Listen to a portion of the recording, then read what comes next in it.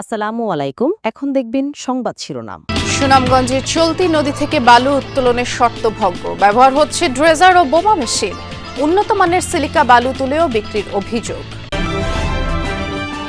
সাতক্ষীরায় কলারোয়ায় কন্যা শিশু হত্যা, অভিযুক্ত মাকে গ্রেফতার করেছে পুলিশ।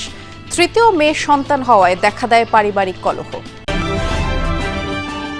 2 ধাপে 15% বাড়ছে এমপি ও শিক্ষকদের বাড়ি ভাড়া ভাতা। শিক্ষা উপদেষ্টার সাথে বৈঠকে সিদ্ধান্ত, কাল থেকে ক্লাসে ফেরার ঘোষণা শিক্ষকদের। মৌলভীবাজারে ঢাকা সিলেট মহাসড়ক উন্নয়ন প্রকল্পে চলছে ভূমি অধিগ্রহণ। মূল্য কম দেওয়ার অভিযোগ স্থানীয়দের, জেলা প্রশাসকের কাছে নারাজি আবেদন। ফেনীর স্বনামধন্য 5 শিক্ষা প্রতিষ্ঠানে এবার এইচএসসিতে অকৃতকার্য 1000-এর ওপরে। শিক্ষার্থীদের গাফিলতি ও প্রাতিষ্ঠানিক অব্যবস্থাপনাকে দুষছেন সংশ্লিষ্টরা। এতক্ষণ শুনছিলেন সংবাদ শিরোনাম, এখন দেখবেন বিস্তারিত। পরিবেশ ও প্রকৃতি বিপর্যয়ের কথা মাথায় রেখে সুনামগঞ্জের চলতি নদী থেকে বালু উত্তোলন বন্ধে আদেশ দিয়েছিলেন আদালত। তবে সেই নদী থেকেই 1 বছরের জন্য 1,21,00,000 ঘনফুট বালু উত্তোলনের অনুমতি দিয়েছে বিআইডব্লিউটিএ, যে কাজে ব্যবহার করা হচ্ছে বিধ্বংসী ড্রেজার ও বোমা মেশিন। স্থানীয়দের অভিযোগ, মাত্র 1 কোটি টাকা রাজস্ব দিয়ে ভিট বালুর নামে অনুমতি নিয়ে উত্তোলন করা হচ্ছে উন্নত মানের সিলিকন বালু। মেঘালয়ের পাহাড় থেকে নেমে আসা চলতি নদীর সুনামগঞ্জের প্রবেশমুখেই রয়েছে জেলার একমাত্র বালু মিশ্রিত পাথর কোয়ারি ধোপাজান। স্থানীয়দের জীবন জীবিকা ও পরিবেশ বিপর্যয় ঠেকাতে 2018 সালে ধোপাজান থেকে বালু উত্তোলন বন্ধে আদেশ দেন আদালত। কিন্তু 5 আগস্টের পর সব বদলে যায়। সে সময় এই ধোপাজানে শুরু হয় হরিলুট, যা বন্ধ না করার অভিযোগে প্রত্যাহার হন সে সময়কার পুলিশ সুপার। তবে বর্তমানে সরকারি দপ্তরের সিদ্ধান্তের ভিত্তিতেই নদী থেকে তোলা হচ্ছে শত কোটি টাকার বালু। ঢাকা সিলেট মহাসড়ক উন্নয়ন প্রকল্পের জন্য মাত্র 1 কোটি টাকা রাজস্বের বিপরীতে 1,21,00,000 ঘনফুট বালু উত্তোলনের অনুমতি দিয়েছে বিআইডব্লিউটিএ।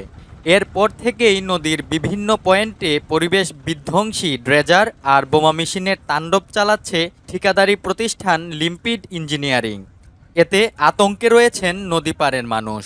বেসরকারি শিক্ষা প্রতিষ্ঠানে কর্মরত এমপিওভুক্ত শিক্ষক কর্মচারীদের আন্দোলনের মুখে বাড়ি ভাড়া মূল বেতনের 15% বৃদ্ধির সিদ্ধান্ত নিয়েছে সরকার। তবে এই অর্থ তারা 2 ধাপে পাবেন। চলতি অর্থ বছরে শিক্ষক কর্মচারীরা মূল বেতনের 7.5% বাড়ি ভাড়া পাবেন। অবশিষ্ট ভাতা আগামী অর্থ বছর থেকে কার্যকর হবে। দুপুরে নিয়ে প্রজ্ঞাপন জারি করেছে অর্থ মন্ত্রণালয়। শিক্ষা উপদেষ্টা সিআর আবরার বলেন, এমপিওভুক্ত বেসরকারি শিক্ষকদের দাবি যৌক্তিক ছিল, কিন্তু সরকারের আর্থিক অবস্থা বিবেচনা করে প্রথমে এই সিদ্ধান্ত নেওয়া যায়নি। তিনি আশা করেন শিক্ষকরা এখন ক্লাসে ফিরে যাবে, এতে করে শিক্ষার মান বাড়বে। এর আগে গত কয়েকদিন যাবৎ কেন্দ্রীয় শহীদ মিনারে আমরণ অনশন এবং শিক্ষক সমাবেশ কর্মসূচি পালন করেছেন তারা। বুধবার থেকে আন্দোলনরত শিক্ষকরা ক্লাসে ফিরে যাবেন বলে জানান এমপিওভুক্ত শিক্ষা প্রতিষ্ঠান জাতীয়করণ প্রত্যাশী জোটের সদস্য সচিব দেলোয়ার হোসেন আজিজে। যেই পরিমাণ দাবি ছিল তার যৌক্তিকতা নিয়ে আমাদের কখনোই কোনো সংশয় ছিল, কিন্তু সেটা পূরণ করা ছিল অন্যান্য শর্ত সাপেক্ষে আমাদের সম্পদ কতটুকু রয়েছে। সেই পরিপ্রেক্ষিতেই অর্থ মন্ত্রণালয়ের ছাড় অতীতে যেটা পরবর্তীকালে তারা যেটা দিলেন 5%, এবং সেটাই আমাদের পক্ষে এই বাজেটে সঙ্গে অন্যদের নিয়ে এখানে একটা বড় একটা যুগান্তকারী সিদ্ধান্ত হয়েছে। আমরা আশা করি এটা ইমপ্লিমেন্ট খুব দ্রুত হবে এবং আমরা আমাদের জায়গা থেকে সর্বোচ্চ চেষ্টা করব এটা যাতে কন্টিনিউ করে। ঢাকা সিলেট মহাসড়ক 4 লেন প্রকল্পের আওতায় মৌলভীবাজার সদরের ব্রাহ্মণপাড়া গ্রাম এবং শেরপুর মৌজায় ভূমি অধিগ্রহণ করেছে সরকার, এবং বর্তমান বাজার দরের তুলনায় অধিগ্রহণ করা ভূমির মূল্য কয়েক গুণ কম দেয়া হচ্ছে বলে অভিযোগ স্থানীয়দের।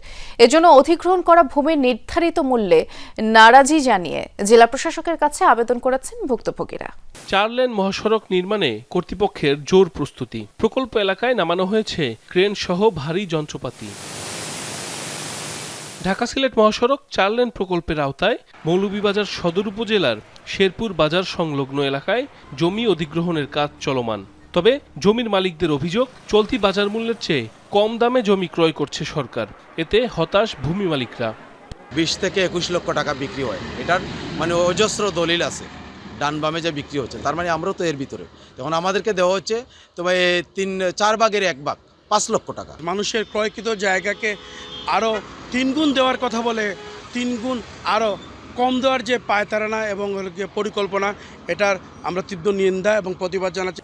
জেলা প্রশাসন সম্প্রতি ক্ষতিপূরণের টাকা গ্রহণের জন্য ৮ ধারা নোটিশ দিয়েছে, কিন্তু জমির ন্যায্য মূল্যের দাবিতে নারাজি জানিয়ে জেলা প্রশাসকের কাছে আবেদন করেছেন ভুক্তভোগীরা। অ্যাপ্লিকেশন দাখিল করছি যাতে আমাদের ন্যায্য মূল্য দেওয়া হয়, কিন্তু অদ্যাবধি কিছুদিন পূর্বে ৮ নম্বর নোটিশে দেখে আমরা জানতে পারলাম যে আমাদের উপযুক্ত মূল্য দেওয়া হয়। একের পর এক কন্যা সন্তানের জন্ম হওয়ায় 5 দিন বয়সী সন্তানকে খালের পানিতে ফেলে হত্যা করেছে পাষণ্ড মা। এই নিষ্ঠুর ঘটনাটি ঘটেছে সাতক্ষীরার কলারোয়ায়। এই ঘটনাকে বর্বর যুগের সাথে তুলনা করেছেন মহিলা বিষয়ক অধিদপ্তর। অপরাধীর শাস্তি চায় গ্রামবাসী। হেলাতলা ইউনিয়নের রঘুনাথপুর গ্রামে ইব্রাহিম খলিল ও শারমিন আক্তার দম্পতির 2 কন্যা সন্তানের পর জন্ম নেয় আরেক কন্যা। এ নিয়ে পরিবারের মাঝে দেখা দেয় অসন্তোষ। ক্ষুব্ধ হয়ে সবার অজান্তে 5 দিনের কন্যাকে বাড়ির পাশে খালে কচুরিপনায় ফেলে দেয় মা। শিশুটি চুরি হয়েছে বলেও প্রচার করেন তিনি। পেটেতে আল্ট্রাসাউন্ড করে দিচ্ছে 5 মাস যখন, তাই তখন তো গন্ডগোল, স্বামী স্ত্রী খালি গন্ডগোল। আমরা এখান থেকে সরিয়ে যাওয়ার পরপরই বাচ্চাটা ওই খালকান্দার পাশে মনে করেন মাইরি থুই তৈরি গেছে। খবর পেয়ে কলারোয়া থানায় সন্তান নিখোঁজের অভিযোগ করতে যান বাবা ইব্রাহিম খলিল। সন্দেহ হলে ঘটনাস্থলে পৌঁছে স্বামী স্ত্রীকে জিজ্ঞাসাবাদ করে তদন্ত টিম। এ সময় স্ত্রীর স্বীকারোক্তি অনুযায়ী ডোবা থেকে উদ্ধার করা হয় শিশুর মরদেহ। অভিযুক্তকে আটকও করে পুলিশ।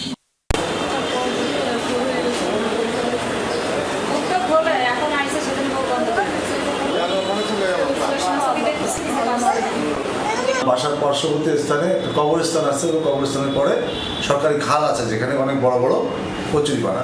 বিকালের টাইমে ওখানে যেতে দেখেছি। তো এই কথাটা আমরা জানতে পেরে তাকে ইন্টারভিউশন করি, উনি বারবারই এই কথাটা স্কিপ করে যাচ্ছে। ফেনীর 5 স্বনামধন্য শিক্ষা প্রতিষ্ঠানে এইচএসসিতে অকৃতকার্য হয়েছেন 1174 শিক্ষার্থী। অথচ মাধ্যমিকে ভালো ফল থাকলে এসব প্রতিষ্ঠানে ভর্তির অগ্রাধিকার পান ছাত্রছাত্রীরা। তাই মেধা যাচাইয়ের এই ধাপে শিক্ষার্থীদের ঝরে পড়া নিয়ে চিন্তিত শিক্ষক অভিভাবকরা। শিক্ষার্থীদের গাফিলতি, প্রাতিষ্ঠানিক অব্যবস্থাপনা সহ বিভিন্ন বিষয়কে দায়ী করছেন সংশ্লিষ্টরা। মাধ্যমিক পাশের পর ফেনীর 4টি কলেজ ও একটি মাদ্রাসায় ভর্তির আগ্রহ থাকে বেশিরভাগ ছাত্রছাত্রীর। জিপিএ 5ধারী শিক্ষার্থীরাই এসব স্বনামধন্য প্রতিষ্ঠানে পড়াশোনার সুযোগ পান। রেজাল্টেও এগিয়ে থাকে প্রতিষ্ঠানগুলো। এবছরও এসব প্রতিষ্ঠান থেকেই অকৃতকার্য হয়েছে শিক্ষার্থীরা।